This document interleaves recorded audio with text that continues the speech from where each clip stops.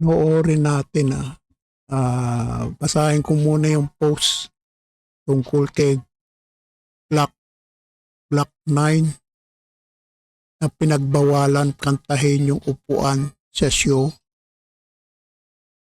at sa mga event pinagbawalan kantahin yung upuan. Basahin natin muna.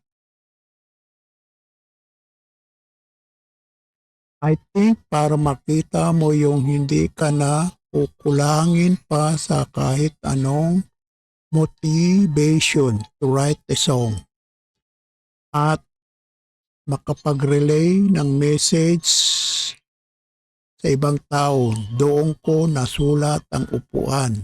Doon pala niya nasulat. Inunahan ni Glock 9 tila kawalan ng simpatya ng ilang hospital sa mga hikahos sa buhay. Tayo ay may hospital na nagpapaalis ng isang babaeng lumalabas na yung baby sa kanya at sasabihin mo sa tao na hindi kami public hospital. Hindi ka pwede dito. May mga ganoon. So, you realize na hindi fair. Marami talagang nahihirapang magpaliwanag. Kung may kahalagahan pa ba ang kantang upuan sa panahon ngayon? Sabi ng mga awit, hindi ko alam if it's good things. Inaalala naman ni Glock 9 ang sinabi ng yumaong master rapper Francis M. Yung mga kanta natin, hindi na natin yan. Pag binitawan natin, meron na silang sariling buhay. May sariling mga version na yung upuan na yun. Pag amin ni Glock 9, nagdududa siya minsan kung nararapat pa ba niyang awitin ang kanyang mga kanta dahil tinututulan ito ng ilang tao. Gobyerno na yan, yung mga magnanakaw, mga sakim sa mga kapangyarihan. Sometimes I ask myself if I'm still worthy of my song. Minsan, pinipigilan akong kantahin yang sa show. Bawal daw. Huwag mong kantahin yan. Kasi nga, parang patama yan sa mga opisyal sa gobyerno na matakaw sa kapangyarihan. Ganid sa kapangyarihan. May mga times na I feel ngayon, kulang yatang sasabihin. Sometimes I feel that I take for granted ko yung mga creation ko. May mga times na siguro kung kinanta ko siya, iba na yung dating. Minsan iniisip ko, kasalanan ko ba yun? Hindi ko kinanta kasi sinabi sa akin, huwag kong kantahin. Pag kinanta mo, may mangyayari yan. Yung mga ganyang mga opisyal, mga gobyerno yung mga mayor, lalo na mayor, presidente na bangag. Para sa kanya, mas matindi ang kanyang pamilya kaysa paghaharap niya sa mga umaalma sa kanya at sa kanyang kanta. Iniisip ko na lang kasi gusto kong umuwi sa anak ko. Baka kasi pag kinanta ko, hindi ako makauwi sa anak ko. Siyempre pag sinabihan ng mga sindikato sa gobyerno, huwag mo kantahin niya kasi patama yan sa gobyernong nagganid sa kapangyarihan na puro pagnanakaw ang pinagagawa. Siyempre ganyan talaga.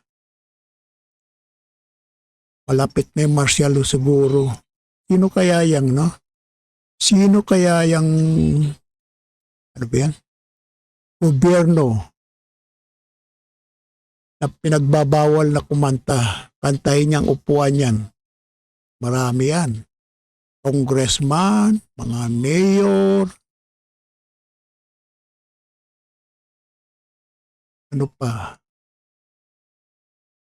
mga kurakot, mga sindikato. O dito naman tayo sa interview ni Clock 9 kay Cara David. Hirap tayo ng konting video ha. Cara David, I listen. GMA Public Affairs. Oh, panoorin natin yung interview ng kapiraso lang. Hirap tayong video.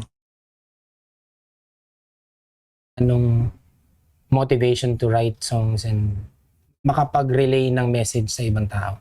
Doon ko nasulat ang upuan. Tayo ay may ospital na nagpapaalis ng isang babaeng lumalabas na yung baby sa kanya, tapos sasabihin mo sa tao na hindi kami public hospital, hindi ka pwede dito. May mga ganun. So, you realize na hindi fair. Marami talagang nahihirapan. At hanggang ngayon relevant yung kanta mong upuan, lalo na ngayon. Hindi ko alam if it's a good thing.